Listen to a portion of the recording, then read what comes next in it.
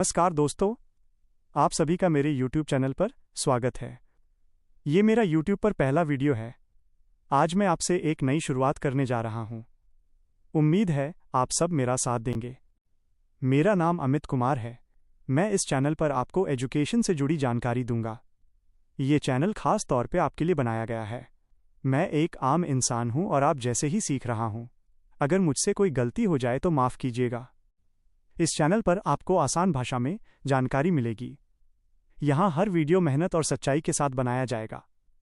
मेरा मकसद आपको सही और उपयोगी जानकारी देना है। आने वाले समय में और भी अच्छे वीडियो आएंगे। आप सबका सपोर्ट मेरे लिए बहुत ज़रूरी है। अगर आपको वीडियो अच्छा लगे तो लाइक ज़रूर करें। चैनल को सब्सक्राइब करना न भूलें। वीडियो को अपने दोस्तों के साथ शेयर करें। कोई सवाल हो तो कमेंट में ज़रूर लिखें। आपकी राय मेरे लिए बहुत मायने रखती है। शुरुआत में थोड़ा नर्वस हूँ। धीरे धीरे और बेहतर करने की कोशिश करूँगा। हर दिन कुछ नया सीखने की कोशिश है। आपका प्यार और सपोर्ट मुझे आगे बढ़ाएगा। ये बस शुरुआत है। चलिए वीडियो शुरू करते हैं।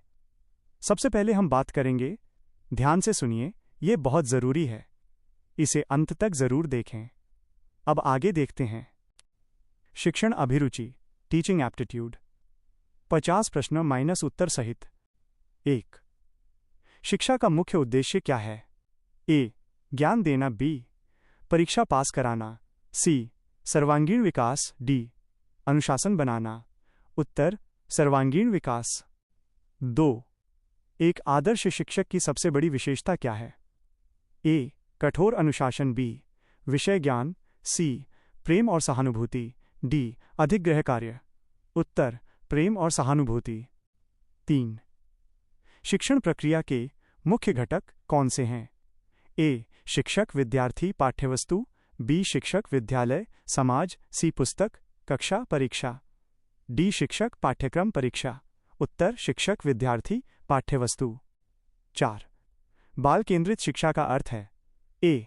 शिक्षक केंद्रित शिक्षा। बी. विषय केंद्रित शिक्षा। सी. बालक की रुचि आधारित शिक्षा। डी. परीक्षा केंद्रित शिक्षा। उत्तर: बालक की रुचि आधारित शिक्षा। 5. सीखने की प्रक्रिया में शिक्षक की भूमिका क्या होनी चाहिए? ए. तानाशाह। बी. दंड देने वाला। सी. मार्गदर्शक। डी. निरीक्षक।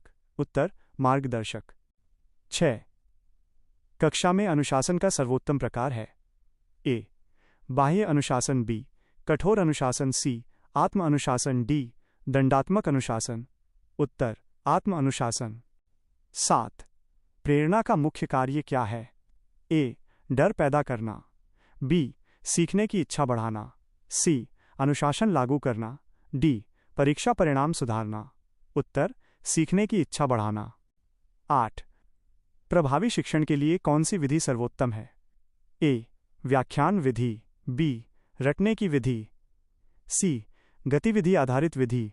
डी. पुस्तक विधि। उत्तर: गतिविधि आधारित विधि। 9. सह शैक्षिक क्रियाओं का उद्देश्य है? ए. मनोरंजन। बी. समय पास। सी. व्यक्तित्व विकास। डी. अनुशासन। उत्तर: व्यक्तित्व विकास। 10. मूल्यांकन का मुख्य उद्देश्य है? ए. अंक देना। बी. डर पैदा करना। सी.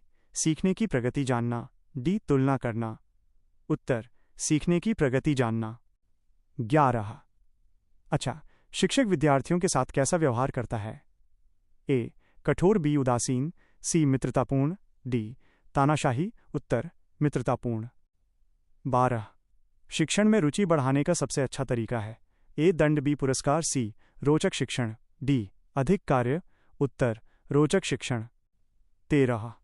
सीखने को सबसे अधिक प्रभावित करता है? ए. शिक्षक। बी. पाठ्यक्रम। सी. विद्यार्थी की रुचि। डी. विद्यालय। उत्तर: विद्यार्थी की रुचि। 14. दृश्य श्रव्य साधनों का लाभ है? ए. समय की बचत। बी. रटने में मदद। सी. सीखना स्थायी बनता है।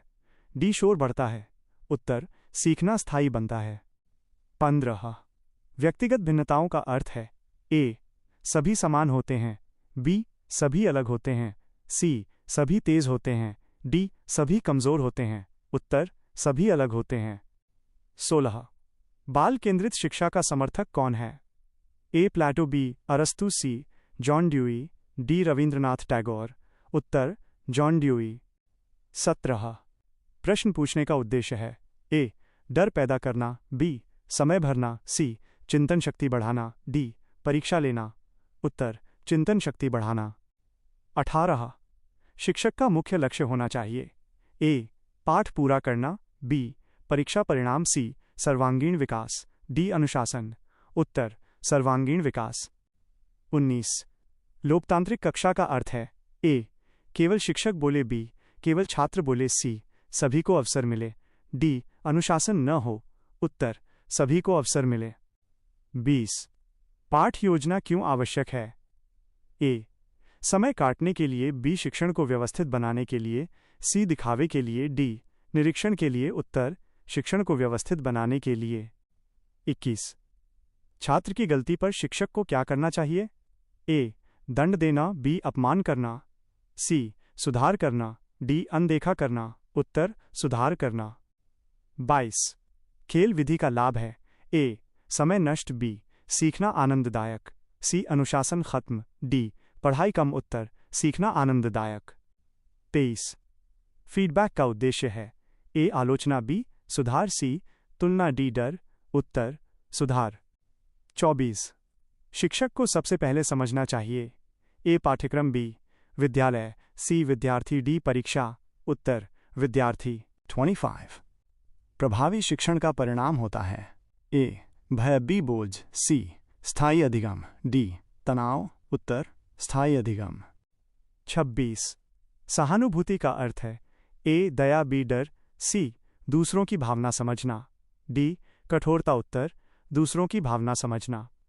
27 नैतिक मूल्यों का विकास होता है। ए दंड से, बी उदाहरण से, सी डर से, डी परीक्षा से। उत्तर उदाहरण से। 28 कमजोर विद्यार्थियों के लिए शिक्षक को क्या करना चाहिए। ए अनदेखा, बी दंड, सी अतिरिक्त सहायता, डी निकाल देना। उत्तर अतिरिक्त सहायता। 29 अनुशासन और स्वतंत्रता का संबंध है। ए विरोधी, बी समान, सी पूरक, डी असंबंधित। उत्तर पूरक। 30 रुचि का विकास क्यों आवश्यक है। ए डर के लिए, बी स्थायी सीख के लिए, सी परीक्षा के लिए, डी अनुशासन के लिए। उत्तर स्थायी सीख के लिए। 31 शिक्षक का व्यवहार प्रभावित करता है।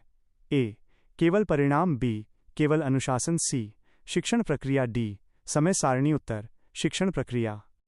32 सहभागिता का अर्थ है। ए सक्रिय भागीदारी, बी चुप रहना, सी केवल सुनना, डी लिखना। उत्तर सक्रिय भागीदारी। 33 उदाहरणों का प्रयोग क्यों किया जाता है। ए समय भरने, बी डराने, सी समझ स्पष्ट करने, डी परीक्षा के लिए। उत्तर समझ स्पष्ट करने। 34 कक्षा प्रबंधन का उद्देश्य है। ए नियंत्रण, बी दंड, सी प्रभावी शिक्षण, डी शोर। उत्तर प्रभावी शिक्षण। 35 समय प्रबंधन से होता है। ए तनाव, बी अव्यवस्था, सी प्रभावी शिक्षण, डी बोझ। उत्तर प्रभावी शिक्षण। 36 सतत मूल्यांकन आवश्यक है क्योंकि ए डर बढ़े, बी सुधार संभव हो, सी अंक बढ़े, डी तुलना हो। उत्तर सुधार संभव हो। 37 शिक्षक विद्यार्थी संबंध होना चाहिए। ए औपचारिक, बी कठोर, सी मधुर, डी डर आधारित। उत्तर मधुर। 38 सकारात्मक दृष्टिकोण से होता है। ए भय, बी रुचि, सी तनाव, डी अनुशासनहीनता। उत्तर रुचि। 39 सृजनात्मकता विकसित होती है। ए रटने से, बी स्वतंत्र सोच से, सी दंड से, डी परीक्षा से। उत्तर स्वतंत्र सोच से। 40 अनुभव आधारित अधिगम का अर्थ है।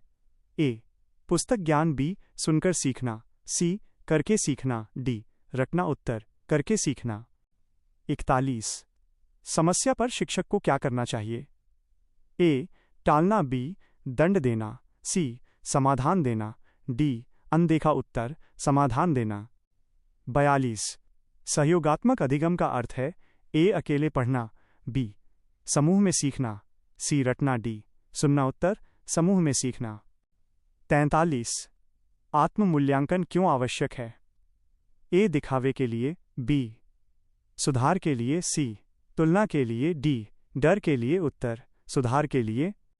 44 प्रश्नोत्तर विधि का लाभ है। ए समय नष्ट, बी सोच विकसित, सी डर, डी बोझ।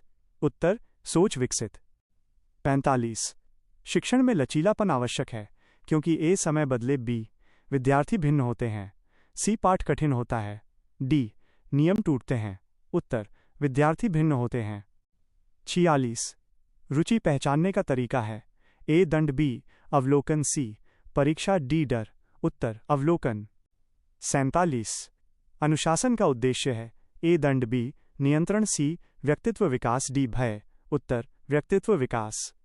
48 सफल शिक्षक की पहचान है, ए कठोरता, बी अधिक गृहकार्य, सी विद्यार्थी प्रगति, डी डर। उत्तर विद्यार्थी प्रगति।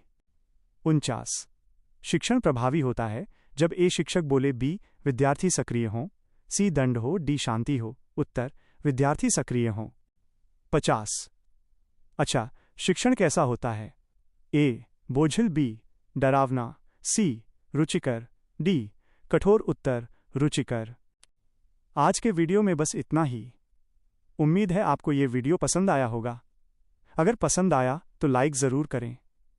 अगला वीडियो बहुत जल्द आएगा। तब तक के लिए धन्यवाद। मिलते हैं अगले वीडियो में। तब तक खुश रहिए, अपना ध्यान रखिए। धन्यवाद दोस्तों। जय हिंद।